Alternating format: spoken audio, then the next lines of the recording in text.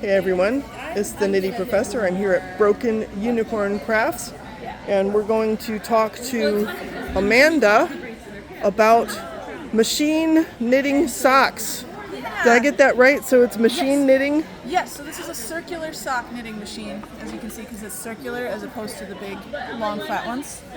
Okay. And then it just goes like that.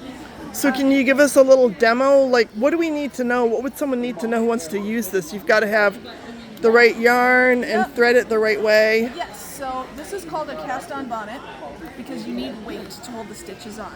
So, weight, and you can see it puts a lot of tension on the yarn, and then that's what creates the stitch because it'll keep pulling it down. When it gets really long, I'll add a buckle so that way I can keep the weight up so I'm not hitting my kneecaps with it because I've done that. It's not fun. Wow. This is waste yarn because we got to have some stitches going before we can put on the project yarn. Okay. And I reuse it. You know, I grew up in the 80s and 90s, reduce, reuse, recycle. Absolutely. I have a cat that's obsessed with the little yarn balls. So I have a big jar at home full of yarn. This is ripcord. So what I do, this is just fishing line. Okay. It's just a braided fishing line. I'll put it between the waste yarn and the project yarn. Okay. Because then I can just pull it out and have a whole sock and I don't have to unravel anything. That's cool. It's kind of fun. It's kind of fun and very cathartic at the end. You just be able to pull it out. Zip. That's obviously a pre-cut piece that I measured out earlier. And then I'll reset my counter. There are people that can count every row that they do. I am not one of them. So do you knit different sizes? I do. So this is a 64 needle cylinder, which is corresponding to having knit 64, like casting on 64 stitches. Okay. I also have a 72 cylinder and a 48 cylinder and a 42 cylinder, but I haven't done anything with it yet, so I can't tell you how good I am at it or not. This is your average woman's foot or smaller men's foot. Bigger men's feet need the 72. Just Okay. like when you were hand knitting. I do all the different sizes. I do short socks, I do slouchy socks, I can do ribbed socks, and then my favorite are the boot socks. So all of these are ones that you have knit. Yes, ma'am. So how long would it take to knit a pair of women's socks? About 35 minutes. Wow. Yep, that's not closing the toes. It takes about another 10 minutes to close the toes. And does the machine do that part too? It does everything except close the toes. I Kitchener the toes closed. Okay. So, but yep, I turn the heel, I turn the toe, I do the ribbing, I can hang a hem. I can do tuck stitches, so like my jars and my ornaments. I did all of these. They've got lights. Isn't that neat? I did all of this on the sock machine. And so that looks like a lace stitch, so you can program it to do special stitches? Well, you don't program it, you just manipulate the needles. So what I do is I take out every other needle, and then I lift every other needle that's remaining, do 3 rounds, put those down, lift every other needle, do 3 rounds, and just keep alternating. And it creates this really pretty lace stitch. That's adorable. I can do that on socks too. I can do color work on these machines. Oh yeah? I'm not very good at it, I'm still getting there, but you can absolutely do Fair Isle on these machines.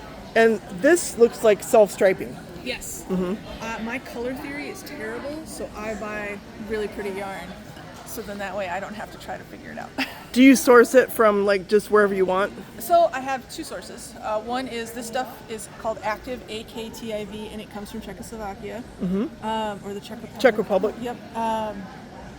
And so I get that in bulk. I'll get 400 gram combs from there, and it's a way to keep costs down for now. Important. Yeah. Otherwise, I also source from local vendors, local dyers. Yeah. So Modeknit, I have some Cato Yarn Company, I have Fiber MacGyver, and they'll wholesale to me so that way I can make socks and sell them at a reasonable price. Right. So I really like working with the hand-dyed yarn because then I can do fun things like this, where I can combine 2 different people's yarns. And do.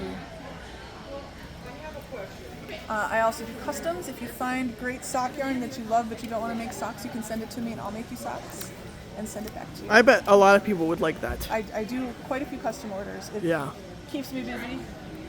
Because I have like 2 buckets of sock yarn, and it's gonna be tough to get it all knit up.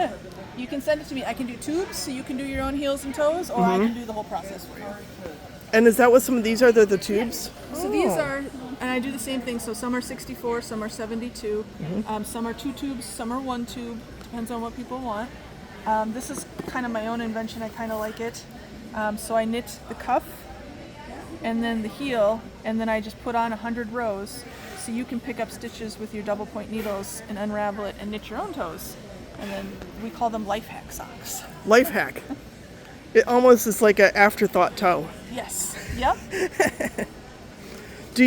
Can your machine do ribbing? Yep.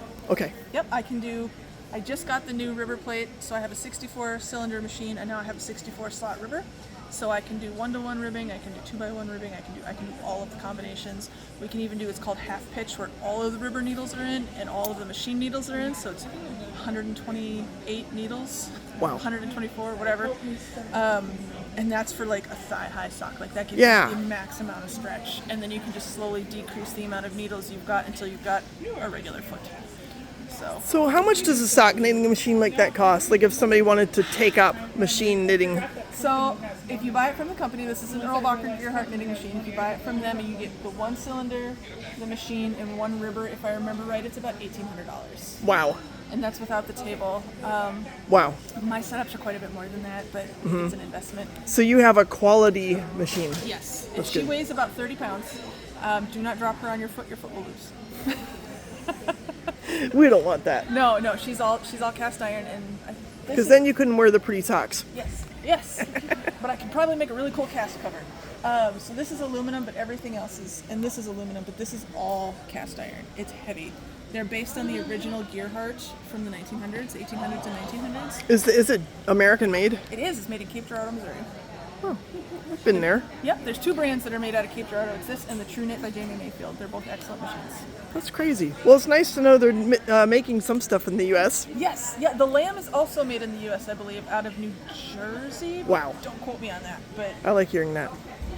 What else do you think my subscribers should know about your setup here and what you sell? Oh, I see the gnome hats. We didn't talk about they're those. not gnome hats. They're actual little gnomes. They're gnomes. It's a complete gnome. Yep. So I make gnomes. I've made little bunny rabbits. I've got Yip Yips from Sesame Street. Oh, isn't that cute? Christmas ornaments. It's the same pattern, just on gold.